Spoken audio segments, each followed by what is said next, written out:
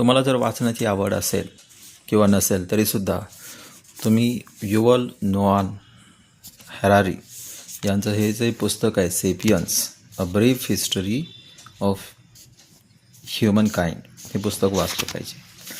कारण हे पुस्तक म्हणजे एक अजब प्रकार आहे. हे पुस्तक इंग्लिशमध्ये आहे, हिंदीमध्ये आहे आणि मराठीमध्ये सुद्धा आहे.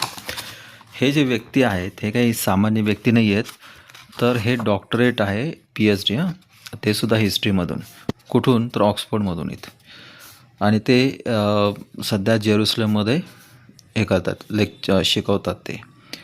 आणि त्यांची जी स्पेशालिटी आहे तर ती वर्ल्ड हिस्ट्रीमध्ये आहे. त्यांनी कोर्ससुद्धा डेव्हलप केलेला आहे ज्याचे की 65,000 लोक त्याचे मेंबर झालेले आहेत. आणि हे जे पुस्तक आहे खूपच भारी पुस्तक आहे. हे पुस्तक मी जसं वाचणार आहे ना मी तसं सांगणार आहे त्याच्याबद्दल. पण ह्याचं जे इंडेक्स पाहिलं ना तर याच्यातून कळून जातं की हे ॲक्च्युली पुस्तक काय काय कव्हर करते. तर या पुस्तकामध्ये त्यांनी जे पार्ट केलेले आहेत ना, पार्ट 1मध्ये सांगितलं आहे कोग्निटिव्ह रिव्होल्यूशन. तर याच्यामध्ये अगदी सुरुवातीपासूनच आहे, म्हणजे जसं की जे ह्युमन्स होते, माणसं जे होते तर ते किती प्रकारचे होते, कुठकुठले होते, त्याच्यानंतर आपली व्हॅल्यू काय होती, आता आपण पूर्ण जगावर राज्य करतो पण त्या काळी काय होतं, त्याच्यानंतर नॉलेज काय, कसं डेव्हलप झालं वगैरे वगैरे वगैरे खूप सारे आहेत गोष्टी. आणि मग आदम यू फ्लड इथपासून जो ॲग्रिकल्चर रिव्होल्यूशन, त्याच्यानंतर ॲरो, सेंट, इम्पेरियल विजन, कॅपिटलिझम आणि अशा भरपूर सगळ्या गोष्टी आहेत. अजून मी पुस्तक वाचलेलं नाही, पण जसं वाचेल मी ते इथं शेअर करेल.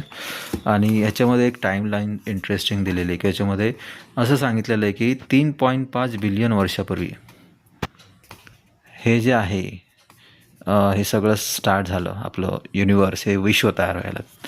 आणि जे पृथ्वी तयार झाली ते 4.5 बिलियन वर्षापूर्वी. इमॅजिन करा किती वर्षापूर्वी झालं ते. त्याच्यानंतर लिव्हिंग जे म्हणजे सजीव जे आहेत तर 3.8 बिलियन वर्षापूर्वी आले.